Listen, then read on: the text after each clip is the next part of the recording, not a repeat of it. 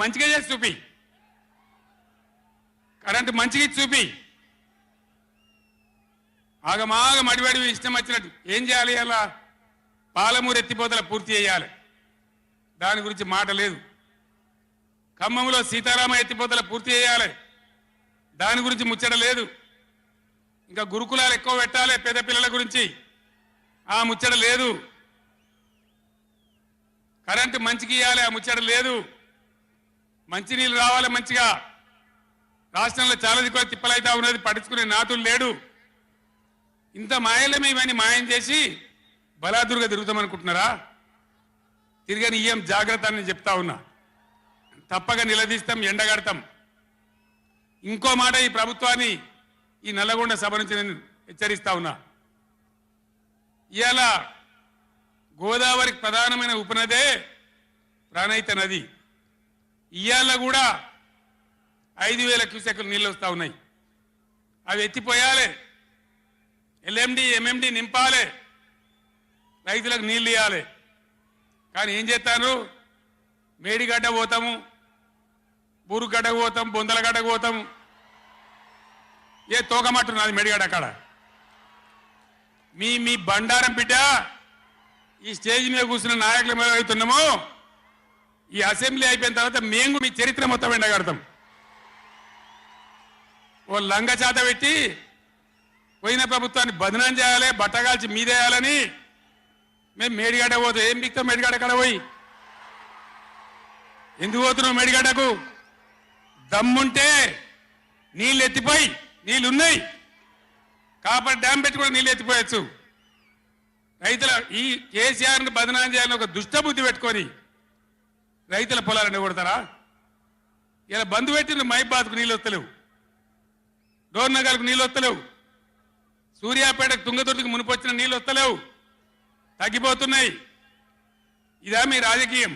మీ చిల్లర రాజకీయం. మేడిగడ్డ కాడైనా ఉంటే అందులో 250 పిల్లలు ఉంటాయి, 250 300 ఉంటాయి. కాళేశ్వరం ప్రాజెక్ట్ అంటే ఒక ఆట బొమ్మ కాదు.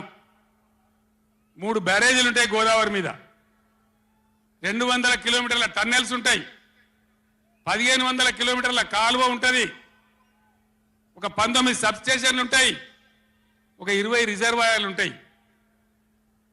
ఇదంతా కాళేశ్వరం ప్రాజెక్ట్ కాదట.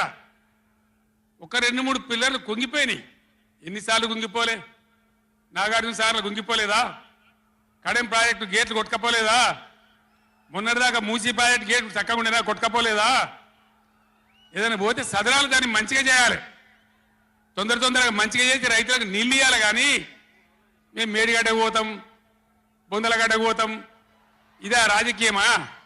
ఇది తెలివి అనిపించుకుంటుందా? ఇవి కాదు కావాల్సింది, రాష్ట్రానికి ప్రజలకు కావాల్సింది. ఒక లోడొచ్చు, వాళ్ళు గెలవచ్చు, ఎవరికి శాశ్వతం కాదు. మళ్ళా డబల్ స్పీడ్తో మేము అధికారంలోకి వస్తాం.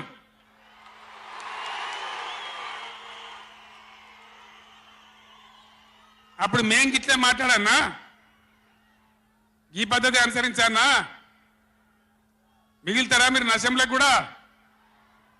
ఈ అహంకారంతో, దుర్మార్గమైన విధానంతో నదుల నీళ్ళ మీద నీకు అవగాహన లేదు. నన్ను అడగనట్టు నేను చెప్పు కదా, అడిగే సంస్కారం ఉంటుందా? తెలివి ఉంటుందా? అన్నా ఏం దగ్గర ఇట్లా అంటాను, కేఆర్ఎంకి అప్పచెప్పమంటాను, ఏం చేయాలి? పొన్నాల లక్ష్మయ్య గారు ఉన్నాడు, హరీష్ రావు ఉన్నాడు, నేనున్నా, కడియం సిఆర్ ఉన్నాడు, నీళ్ళ మీద పనిచేసిన వాళ్ళు ఉన్నారు. ఎవరిని అడిగినా చెప్తుంటాం కదా. మీకు తెలివి లేకపోతే అప్పచెప్పుడు, ఆగమవుడు, బడ్జెట్ ఆపి తీర్మానం పెట్టుడు. నేను ఒక్కటే మాట మీతో చెప్తున్నా, దయచేసి. నిన్న కూడా అనే నాతో హైదరాబాద్లో, సార్ అసెంబ్లీలో తీర్మానం అయిపోయింది కదా, ఇంకా నల్గొండ చెలో నల్గొండ ఎందుకని? అసెంబ్లీలో తీర్మానంతో అయిపోదు, చెలో నల్గొండతో కూడా అయిపోదు. దయచేసి ఎప్పటికప్పుడు కృష్ణా నదిలో బ్రిజేష్ ట్రిబ్యునల్లో మన వాటా తేలే వరకు, న్యాయమైన వాటా తేలే వరకు, మన నీళ్ళ హక్కులు మనకు దక్కే వరకు ప్రతి సందర్భంలో ఈ 5 జిల్లాల ప్రజలు, కృష్ణా పరివాహక ప్రాంతంలో ఉన్న 5 జిల్లాల ప్రజలు ఎప్పటికప్పుడు మనం పోరాడడానికి సిద్ధంగా ఉండాలి. ఈ సభ వేదికని చెప్తేనే ప్రజలకు అర్థమైందనే ఉద్దేశంతో నేను మీ అందరినీ శ్రమ పెట్టి సభ పెట్టిన తప్ప ఇది రాజకీయ సభ కాదు. ఇలా ఏ ఎలక్షన్ లేదు. పార్లమెంట్ ఎలక్షన్ కూడా ఇంకా 2 నెలలకు 3 నెలలకు ఉన్నది. ఇప్పటికిప్పుడేం లేదు. నేను ఇలా వచ్చింది